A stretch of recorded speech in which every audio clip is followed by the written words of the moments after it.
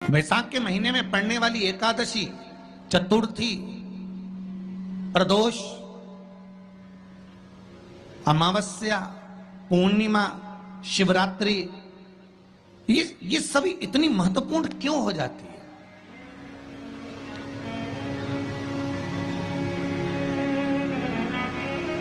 इसकी महत्वता इतनी प्रबल क्यों हो जाती है? किस लिए?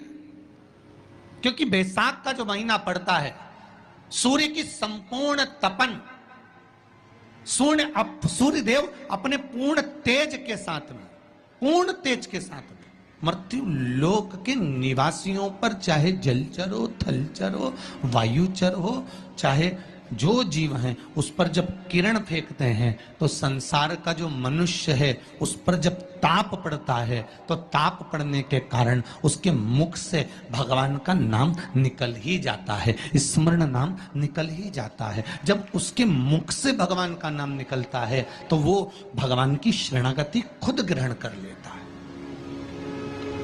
स्वयं।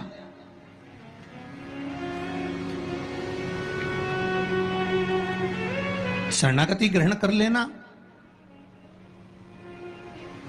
बैसाख की पोथी पढ़ते हो आप लोग? आप में से अगर कोई पढ़ता हो बैसाख महीने की पोथी, तो उसमें एक वर्णन आता है।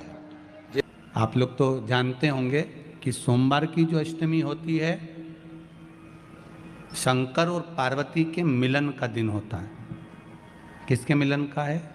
जम के बोलिए। शिव और पार्वती के मिलन का दिन होता है सोमवार की अष्टमी का दिन। साल भर में लगभग 4 या 5 सोमवार की अष्टमी पड़ती है, इससे ज़्यादा नहीं पड़ती। पर भाग्यशाली हो आप सब, अब की बार तो लाइन से 2 बार पड़ रही है शायद एक सोमवार अष्टमी। शिव और पार्वती के मिलन का दिन होता है सोमवार की अष्टमी। इसमें मां जगत जननी जगदम्बा अपनी 64 योगिनियों को लेकर शंकर भगवान के सामने नृत्य करती हैं जब सोमवार की अष्टमी पड़ती है। जैसे शिवरात्रि का महत्व होता है उसी तरह सोमवार की अष्टमी का महत्व होता है।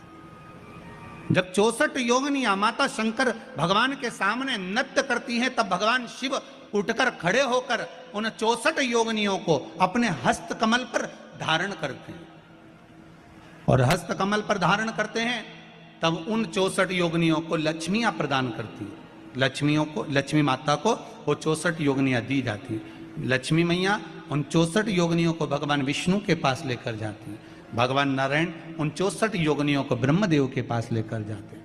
उन 64 योगिनियों को ब्रह्मा जी ब्रह्माणी को प्रदान करते हैं। ब्रह्माणी उस 64 योगिनियों को ले जाकर माँ जगतजननी आद्य शक्ति को देती है। आद्य शक्ति उन 64 योगिनियों को ले जाकर शिव को समर्पित करती है।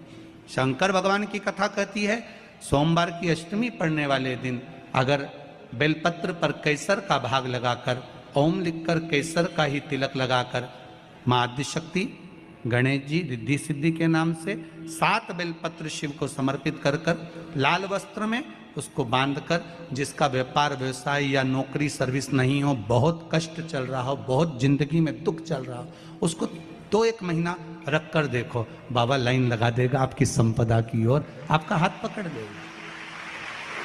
सोमवार की अष्टमी शिव को रिझाने की होती है, भगवान शंकर को मनाने के लिए, शिव को प्राप्त करने का एक साधन है। जिन लड़का लड़कियों का विवाह नहीं होता, सोमवार के अष्टमी के दिन अशोक सुंदरी वाली जगह, सबको मालूम है ना अशोक सुंदरी की जगह, अशोक सुंदरी वाली जगह पर 7 हल्दी की बिंदी रख दी जाए।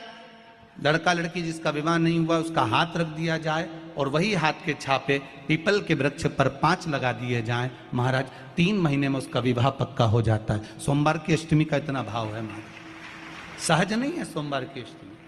शिव और आद्य शक्ति का मिलन है सोमवार की अष्टमी।